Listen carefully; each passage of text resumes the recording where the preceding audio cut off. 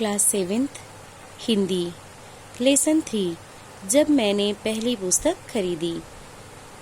आप इस लेसन को पढ़े, समझे, इसके शब्दार्थ और प्रश्नोत्तर भी लिखे।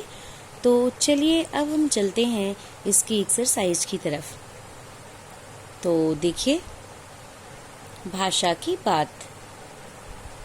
जिन शब्दों से संज्ञा या सर्वनाम शब्दों की विशेषता का बोध हो उन्हें हम विशेषण के नाम से जानते हैं। विशेषण शब्दों के द्वारा ही हम किसी व्यक्ति, वस्तु, स्थान आदि की विशेषताओं का वर्णन कर सकते हैं। हिंदी में कुछ शब्द मूल रूप में ही विशेषण होते हैं, जैसे अच्छा, बुरा, भला, गंदा, मधुर आदि। परंतु कुछ विशेषण शब्दों की रचना संज्ञा, सर्वनाम, क्रिया, अव्यय आदि में प्रत्यय लगाकर की जाती है। तो देखिए, आप जानते हैं विशेषण किसे कहते हैं? जो शब्द संज्ञा या सर्वनाम शब्दों की विशेषता बताए उन्हें हम विशेषण कहते हैं। तो देखिए इसकी फर्स्ट एक्सरसाइज।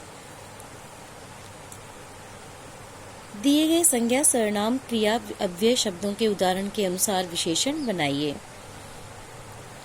तो ये संज्ञा शब्द ये सब दिए गए हैं, धन है, सुख है, ज्ञान, दान। और इधर विशेषण आपको लिखना है। तो धन में जब हम ई प्रत्यय लगा देंगे तो हो जाएगा धनी। सुख है, सुख का विशेषण हो जाएगा सुखी। ज्ञान का हो जाएगा ज्ञानी। दान का हो जाएगा दानी। नेक्स्ट है, देखिए, सर्वनाम। और एक तरफ आपका ये दिया गया है, सर्वनाम शब्द दिए गए हैं, इसके भी विशेषण बनाना है। तो ये विशेषण शब्द बनाना है। यह का विशेषण शब्द हो जाएगा ऐसा। वह का विशेषण शब्द हो जाएगा वैसा।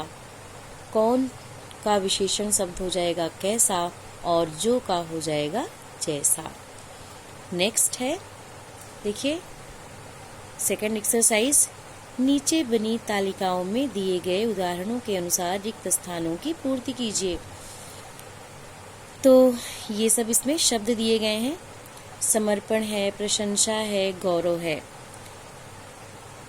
इन तीनों शब्दों के आगे ये आत्म शब्द को लिख देना है।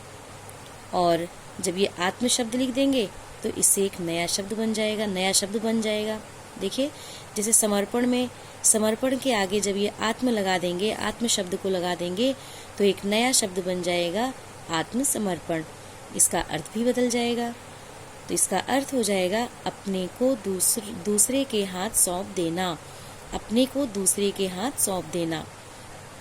प्रशंसा है, प्रशंसा में जब हम ये आत्म शब्द लगा देंगे इसके आगे तो हो जाएगा आत्म प्रशंसा। ये एक नया शब्द बन जाएगा। इसका अर्थ हो जाएगा स्वयं की प्रशंसा या स्वयं की प्रशंसा करना। नेक्स्ट है गौरव। गौरव में जब हम ये आत्म शब्द को लगा देंगे तो बन जाएगा आत्मगौरव। आत्मगौरव, इसका भी अर्थ बदल जाएगा, तब ये हो जाएगा अपना सम्मान। नेक्स्ट है, ये देखिए, 3 शब्द इसमें भी दिए गए हैं। शीत, ग्रीष्म, वर्षा।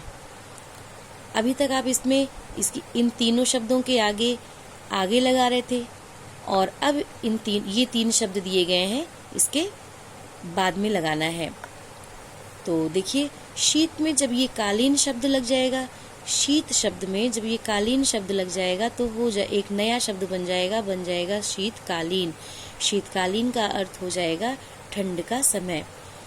और वैसे ही ग्रीष्म, ये ग्रीष्म शब्द है, इसके बाद में जब ये कालीन लग जाएगा इसके बगल में तो ये नया शब्द बन जाएगा, हो जाएगा ग्रीष्मकालीन। तो ग्रीष्मकालीन का अर्थ हो जाएगा गर्मी का समय। फिर ये है वर्षा। वर्षा में जब कालीन शब्द को लगा देंगे तो हो जाएगा वर्षाकालीन। तो इसका अर्थ भी बदल जाएगा, हो जाएगा वर्षा का समय।